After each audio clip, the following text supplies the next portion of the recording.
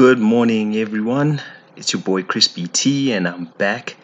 This is the warning, as you see by the title, that I have for Australia, and in particular, this is for Darwin City.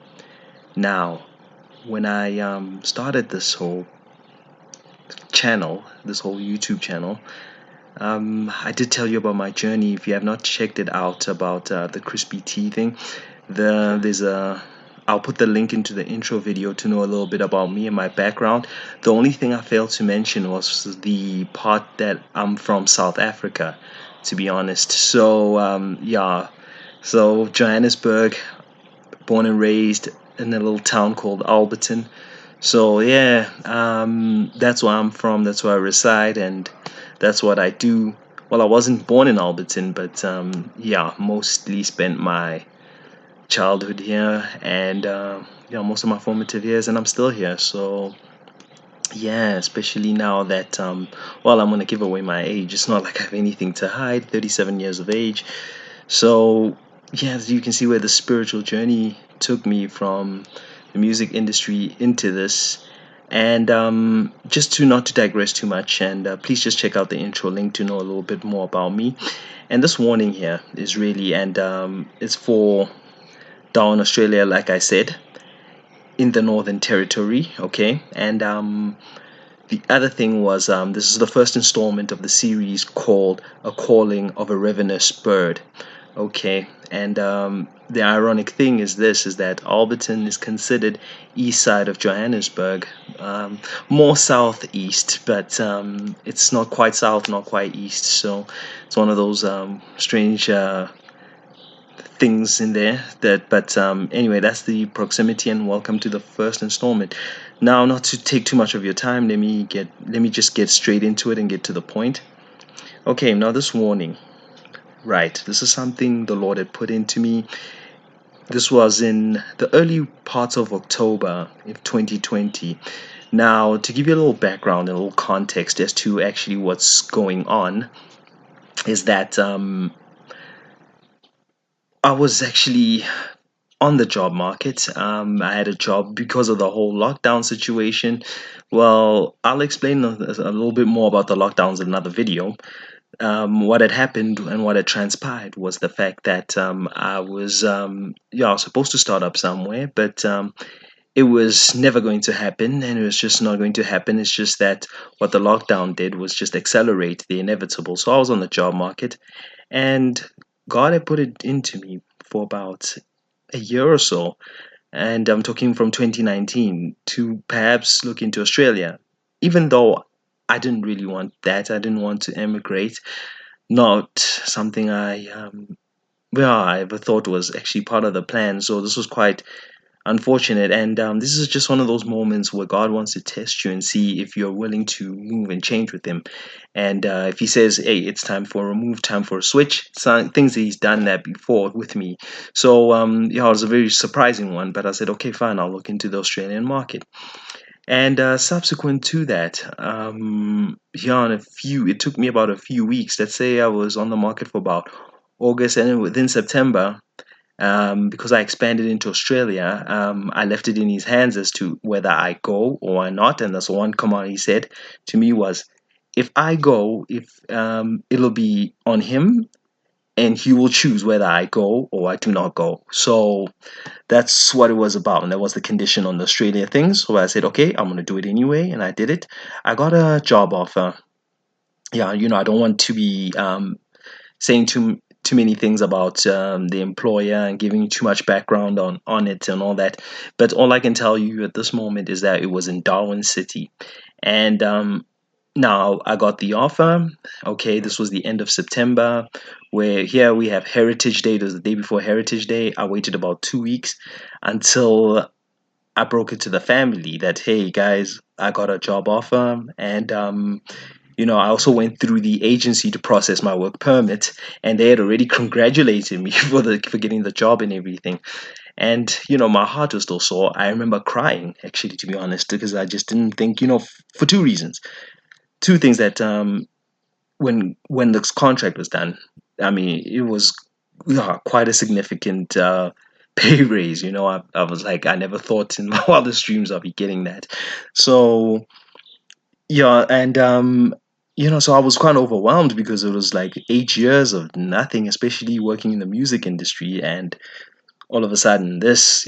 So I was quite overwhelmed. Those tears of joy for one side, and I was also tears of despair, to be quite honest, because I didn't see my life there and I didn't realize why I had to go there. But in any case, so here's what happened. 2 weeks after that, there was a foreign entry travel ban initiated by the Australian government, and the treasurer from of Australia was the one who made the announcement that they're going to lock down the country. And this was done in October of 2020. They were going to lock down the country up until 2022 from foreign entrants. So now this was like, wow, okay, this is quite a thing. So I was like, okay, what else? Because this is what next? Because this is quite, yeah, it was quite unforeseen, and it was 2 weeks after I got the offer. And even just to not to digress too much, but prior to me getting the offer, all I remember God was telling me, just remember me, always remember me, just remember me.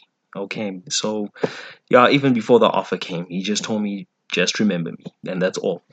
And yeah, so I got the when the offer was done, obviously, 2 weeks of the travel ban. I mean, I'm thinking, okay, what's going on? And then I got a letter from the agency who were processing my work permit, and they told me that can you please just check in with your employer as to your situation, because of it was the news regarding all of this. So it seems like everything just seemed to be abandoned at the moment. So okay, so I then had to send an email over to my employer to just to ask as to what's going on, and the main thing that interested me was just saying that, is there no way that we can, because I'm remote, right? And again, it's a marketing job, okay? And there are ways, and obviously they yeah, to do my line of work, which is yeah, in the music biz and working with all of that stuff.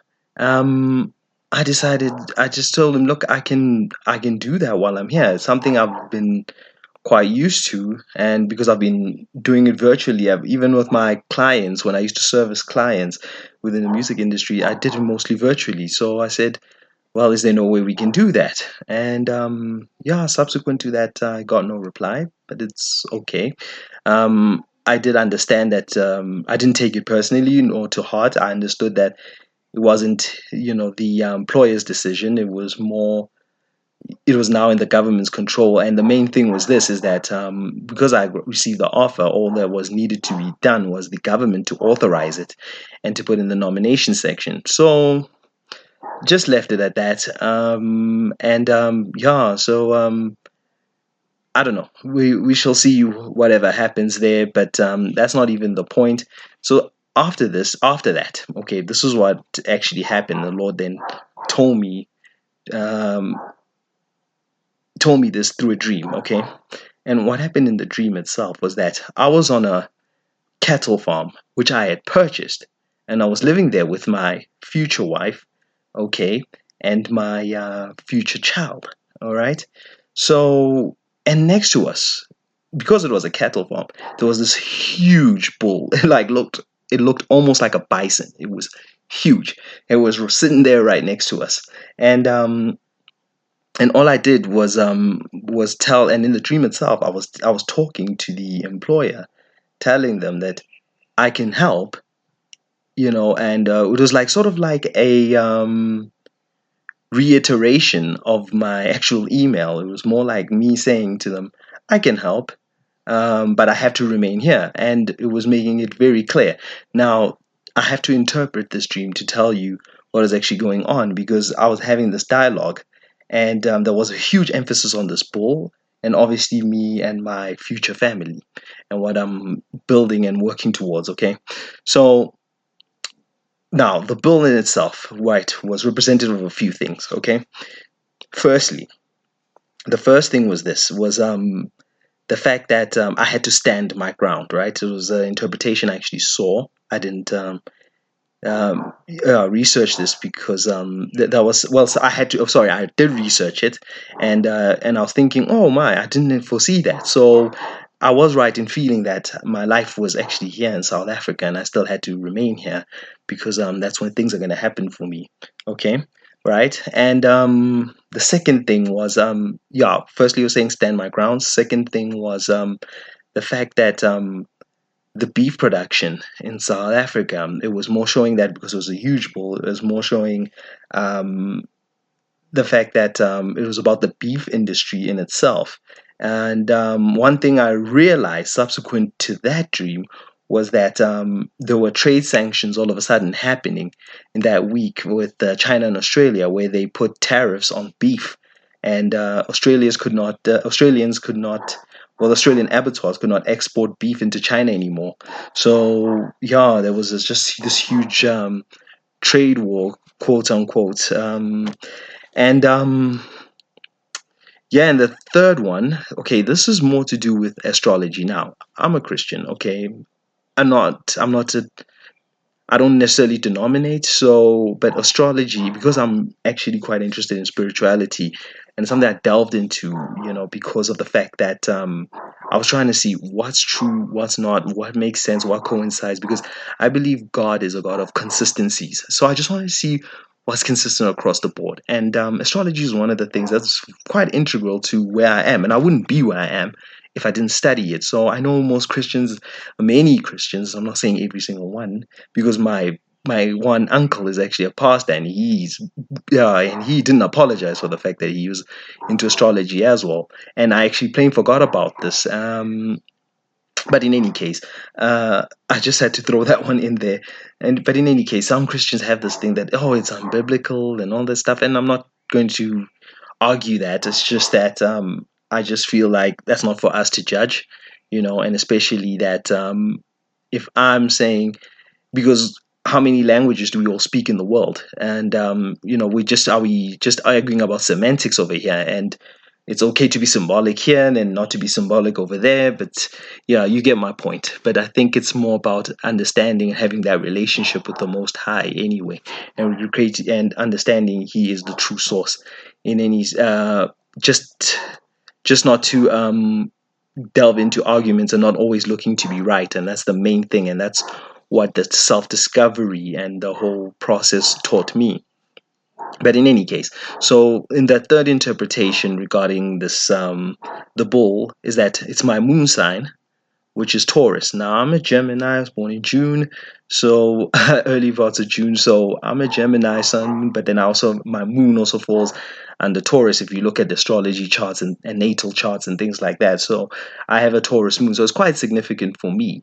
And the one thing about this, and this is the interpretation about the Taurians as well. And the main thing is about being headfast, being practical, right? And also understanding your long term. And it's something that is quite significant for me, is that I think long term. So putting it all in its proper context, it's about a long term solution for the Australians, especially regarding the beef production situation, is that those abattoirs, right, from what I know, are definitely going to struggle because if you look at what's going on with the trade war and China being their number one trade partner, they're going to struggle. It's just what it is. So I'm not going to sugarcoat anything, and I'm only going to tell you what I feel is right. And in closing, as far as the stream is concerned, it's just a matter of understanding that on certain provisions will be made, okay, and it will be to their trade advantage. And all that needs to happen is that Australians must now realize that there's new supply chains coming through, and there's a new way of doing business. Okay, so what was working for them is not going to work for them.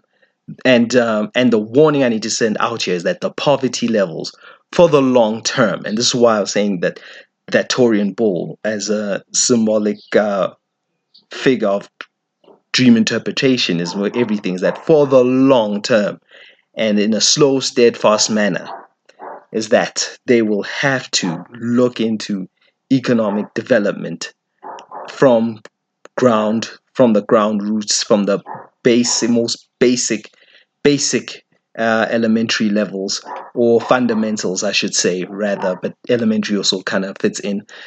So, yeah, the days of thinking that, oh no, some huge corporate is going to come over and make sure that they're all going to stay into a job and make sure that the Australian dream is going to be fulfilled, and the property sector is always going to be booming like they always had, and immigrants are going to be flocking there, and government's going to take care of everyone. Nah, that's not going to happen, and that's what I'm telling you. It is not going to happen. Not at all. All right. So this is why I need to send out this message here to Australia. And here's where Darwin City now comes in. And this is what I was saying. Now, if you look at Darwin City, I actually wrote an article about this. So you can, if you prefer not to listen to me going on about this, there's a link in the description box. I'll put the article there. And it's about the dates and all this information I'm giving on the sexual not podcast, but yeah, whatever, this deliberation that I'm sending out to you. So what's going to happen is that with Darwin, okay, if you look at the history, it had 4 rebuilds in all its history. 3 times it was a cyclone, okay, and the one other time it was the Japanese airstrike in World War II. Now, I don't have my dates right in front of me, so I will put it up and maybe put it in the description box. But yeah, if you check what's going on, I just believe that, so that's the message, is that the main thing is that you must just understand that there's going to be poverty levels, and it's going to hit Darwin, and it's going to hit the whole of Australia, right, for the most part. But I think I don't know what else is going to come through, what's going to happen to Darwin City as such. But just be mindful of the fact that if there is a need to rebuild, the government will not be able to rebuild it anymore, unlike the days of old when they had to rebuild 4 times. So there is not going to be a 5th rebuild. Forget about it. That's not going to happen. Okay. And the second thing is this. Right.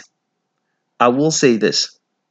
In the creative works, okay, and I do have biblical references over here. I think it was 1 Romans 20, okay, is that when you look at the life of Charles Darwin, all right, the man that Darwin City was named after, is that his theory of evolution at fundamental levels, and I'm not going to sugarcoat it, I'm not going to apologize for this, but if you look at it, it discredited God for all the creative works, and especially in the realm of zoology and all the species, and in quote unquote justifying the whole role of evolution in all of this. And unfortunately, there was a lot of money made out of it, and there's a whole lot of impact. So not to say that the man lived his life to do that. I don't know if that was his natural intention. I cannot share. That's not me for me to judge. But unfortunately, the perpetuation of this theory has been very commercially adopted across the board, and survival of the fittest is something that you always hear. But at the root of it all is that it's sort of set out and perpetuated that let's forget about God, right? And let's focus on this works, and we are now in charge, and we can do whatever we want. So if something doesn't happen, we will adapt, and without God. And unfortunately, that's not the natural progression. That's not what was intended by the Most High. So please, let's not listen, let's not perpetuate lies. Somewhere it needs to stop. And I believe in my heart of all hearts, this is just my opinion. This is not what was told to me to deliberate. I was only told to warn about the economic problems that are going to come through. I believe, but I did get a confirmation before I put out this message from God, right? And said, don't worry, I need to put this out. I do believe this, even though it is my opinion, that if you rebuild and strip away the name of Darwin City from it, and just remember to honor God, right? That will be the success to all of this. Yes, I would like to give you some scriptural references in on all of this, but maybe I'll just put it in the description box because I don't want to get the the numbers and all the references wrong. I just went straight from the heart on this one, but I'll put the references over there as to say. And but the main thing is this: it's like me because I'm from the music industry and all that. And if I put out a song and somebody else takes it, takes my lyrics, takes my beats, doesn't contribute anything, and puts their name on it and tries to deform it, and let's say I called it something like, I don't know, Crystal Waters, and then they decided to call it, who knows, the Fiery Pits, and that's completely, but they're still using my lyrics and everything, but they're making money off of it, and calling it something else. And that's exactly what I believe will happen here with the theory of Darwinism, and just Charles Darwin. So yeah, you're welcome to leave me comments and tell me what you like, but all I can tell you is this: those days are over. As far as the fact that government is going to take care of you, Australia, it's not going to happen. People must just reach out, and one thing I would say is go to God, go in prayer, seek spiritual counsel, and question what I say. I don't mind that, but let's see if it's true or not. So this is just the message of the ravenous bird. As I said, my spirit animal is the raven. If you caught my intro, and that's just a message of deliberation and one warning I was asked to send out to Australia. Yes, I took my time with this one because I just needed to learn how to first go about this, even though it's but like over like 3 months a little late, but there was still a process that God had to take me through in terms of the direction and how we go about things, so that I can give you this very crisp and clear, like in my name, Crispy T. So yeah, please do leave me your concerns or your messages in the description box. I will gladly listen more, or yeah, well, go through the feedback and hear your concerns and answer where I can. But and I'll also put the references of scriptures there, just to bear in mind, and just to bear in mind that you need to honor, the true maker, like the true creator. Just like we offer our royalties when we do music and all that stuff in my industry.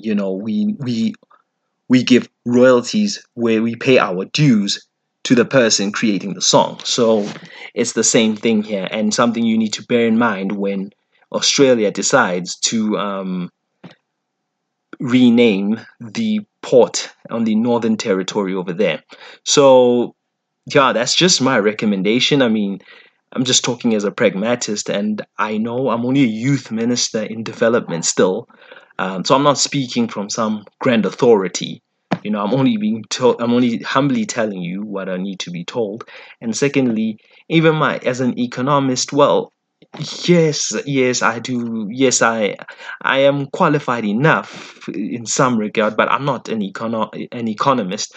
It's just something that another calling God had led me to. So that yeah, I just hope that you guys just get this, and I shall speak to you soon. Hopefully we shall catch up soon and we talk more, and would love to hear your comments. Anyway, thanks, cheers, peace, bye bye.